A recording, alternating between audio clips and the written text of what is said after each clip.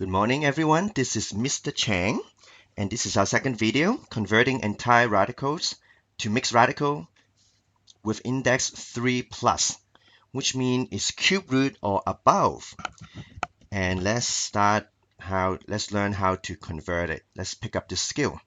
Now, first, if I'm working with cube root, look at the list of number that I'm using. I'm no longer using the perfect square. I'm using the perfect cube now.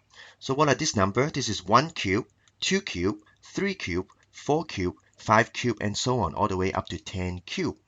And it is good if you memorize this number, which will really help you. Otherwise, just like write down this number on the top of the screen.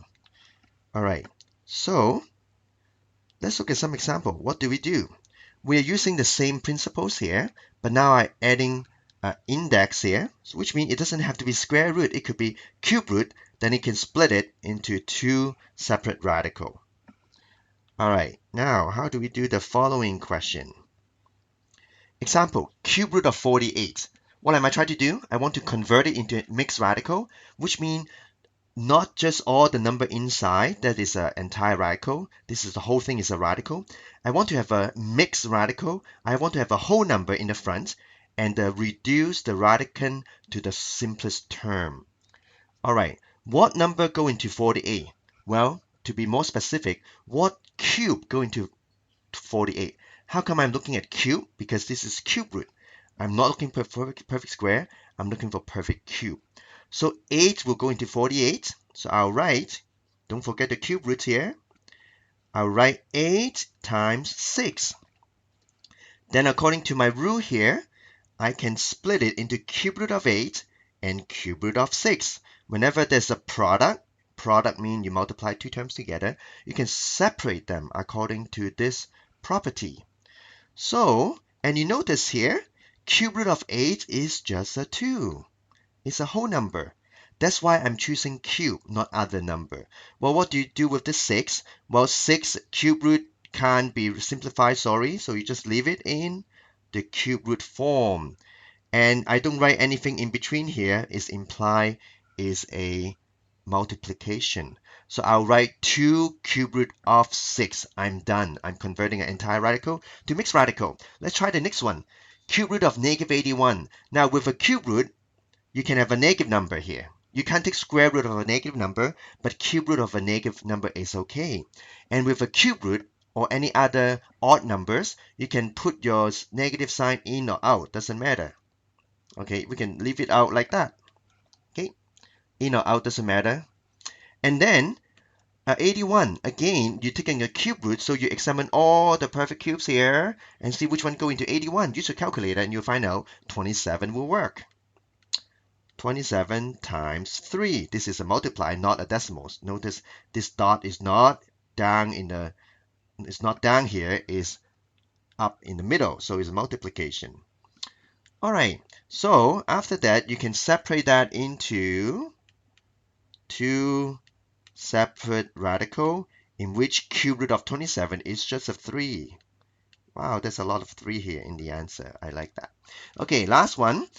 Cube root of 750. Put this in the calculator and then you find out 125 works. There's not a lot of choices here, so it doesn't take much time in your calculator. Just try each one until you find the answer. So 4 cube root of 125 times 6.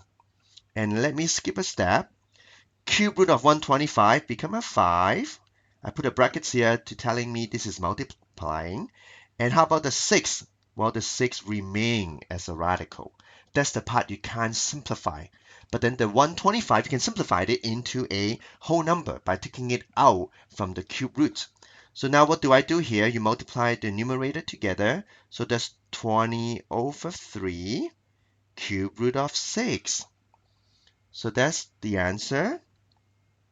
Okay, let's try one more with higher index. We just seen the cube root. How about fourth root and fifth root? Fourth root and fifth root. Okay, with the fifth root, we can have a negative. You can just put the negative on the outside. Oops. Once you put it in the outside, it's no longer in the inside. For example, But then for even number, you will never see negative here inside because you can't take second root, square root, fourth root of a negative number. That's not possible. Now with fourth root and fifth root, you need to work with powers of 4 and powers of 5. So make a list for yourself. 2 to the power of 4 is 16. 16 doesn't go into 162. Try 3, 81. It works. Okay, so I can tell you with the fourth root and fifth root, the number you're working with is always small, 2 or 3, or it's a 10, right? Because 10 is easy to recognize. All right, and then you probably have a 20,000 and so on. 20,000, 30,000, then you can use the powers of 10. Okay, so use powers of 3. So I'll write 81 times 2. Okay, sometimes I use multiplying sign, sometimes I use a dot. It's the same thing. All right, so fourth root of 81, according to this, we know is a 3. So fourth root of 81 is a 3. The fourth root of 2, it just remains there. What do you do with 5 and then 3? You multiply them together. This is my answer. Don't forget to write the index here. Sometimes people forget because they are too excited to get the answer. So the answer is 15, fourth root of 2. Lastly, what do we do here? 5. Well, let's try 2 fifth is a 32. Does it go into 192? In fact, it does. 6. Okay, this one work. So you write 32 times 6. Just use your calculator. You find the answer. And then you separate them. So I'm just showing you, right? When you separate them, this is how it looks like. You can skip this step if you don't want to. This part become a 2. The negative remain there. It doesn't disappear. And this is my answer. That's the end. So thanks for watching. And remember, math is awesome.